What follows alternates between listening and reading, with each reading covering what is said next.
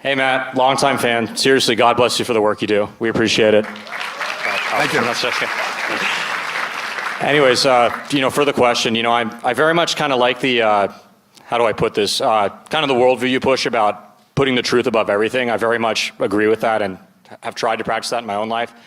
My question is, sometimes when discussing these issues with people, especially a loved one or a close friend, what have you, I'll often notice people get really angry in the discussion when I mention, say, for example, Dylan Mulvaney, the man that the Biden administration has popped up, simply for calling him a man or a dude. Anger. Oh, how could you say that? This is wrong.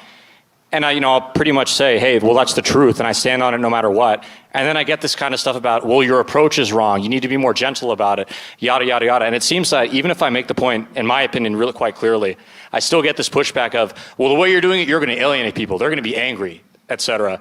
I don't know. How do you recommend approaching that, I suppose, would be the question.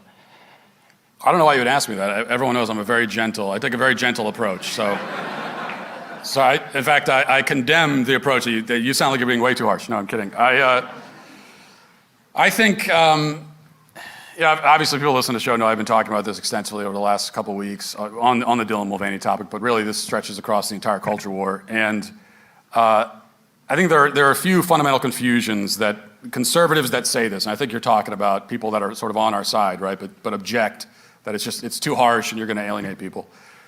So I think they are also confused on a few different levels. One of them is that they assume that everything we say in defense of the truth must always have the first intention of changing the mind of someone who disagrees with us. That's one of the things we want to do, but that's not the only thing we should be trying to do. We also want to empower and embolden and rally the people that are on our side. The left is very good at doing this, and this is one of the reasons why they dominate the culture. They're obviously not always talking to us. In fact, they rarely are. They're talking to each other. But there's something to be said for that. People say, I hear it all the time, well, you're preaching to the choir, you're preaching to the choir. I've always found that to be such a bizarre phrase because, well, of course you want to preach to the choir. They're in the church, aren't they? Obviously, you don't want to alienate the choir. They're the first people you need on your side. And the problem is that among conservatives, we don't even have our choir on our side.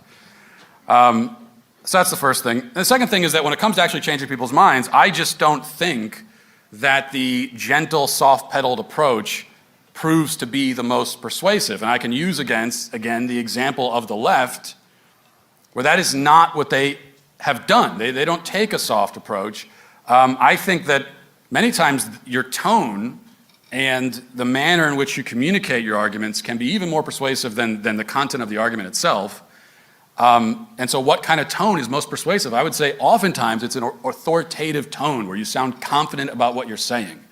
One strategy the left uses, and it's proven to be very effective, is that anytime you say anything they disagree with, they treat it like it's the most horrific thing they've ever heard.